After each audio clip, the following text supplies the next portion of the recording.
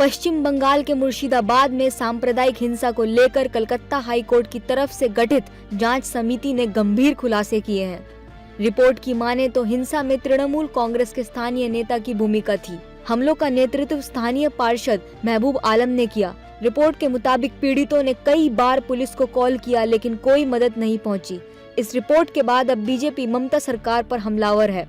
ममता बनर्जी ने जो बात बताई थी कि बाहर के लोग आके ये किए, लेकिन ये कमेटी का रिपोर्ट हाईकोर्ट द्वारा निर्देशित जो कमेटी है उसका रिपोर्ट स्पष्ट रूप से दिखलाता है कि ममता बनर्जी उस समय झूठ बोली थी और इस झूठ बोलने के कारण मुझे लगता है कि ममता बनर्जी को पश्चिम बंगाल के लोगों से माफी मांगनी चाहिए, क्योंकि ममता बनर्जी ने स्टेट के लोगों को, जनता को गुमराह किया। ये बंगाल जिसकी मुख्यमंत्री मॉडर्न जिन्ना ममता जी के राज में आज बंगाल तालिबानी राज्य बन चुका है।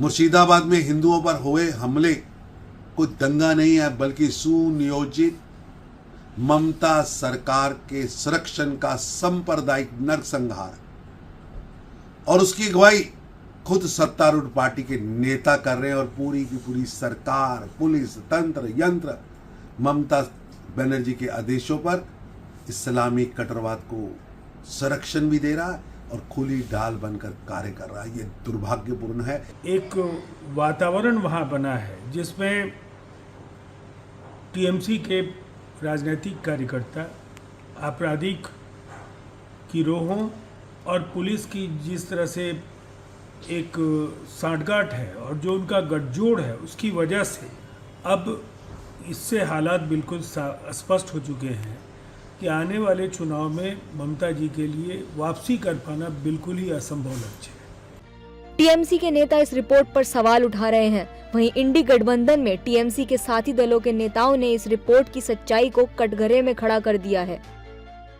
देखो, अभी ये रिपोर्ट किसने लिखी, क्या लिखी, मुझे तो पता नहीं। हर रिपोर्ट में, हर घटना में कोई ना कोई नेता का हाथ बताया जाता है। उसमें अभी टीएमसी लोगों का बताया होगा। अगर ये हाथ क्यों है, क्या है, उसकी भी जांच होनी चाहिए ना। मैं समझता हूँ कि कोई भी नेताओं में ऐसे दंगे में इसमें सहभागी लेना ये गलत है। कोई भी विचार करो, अपने बाजू से रहो या विरोध से रहो, ये लेना तो गलत है। लेकिन मैं समझता हूँ ऐसी रिपोर्ट की जांच होनी चाहिए, सत्यता क्या है वो जान लेना चाहिए। दरअसल 17 अप्रैल को कलकत्ता हाई कोर्ट ने 3 सदस्यीय समिति का गठन किया था। इसमें राष्ट्रीय मानव अधिकार आयोग, पश्चिम बंगाल मानव अधिकार आयोग और राज्य विधिक सेवा प्राधिकरण के एक सदस्य शामिल थे। पश्चिम बंगाल में 11-12 अप्रैल को नए वक्फ बोर्ड कानून के खिलाफ विरोध प्रदर्शन के दौरान भीड़ उग्र हो गई थी। इसके बाद मुर्शिदाबाद में हिंसा हुई। इसमें कम से कम 3 लोगों की मौत हुई थी और कई लोग घायल हुए थे।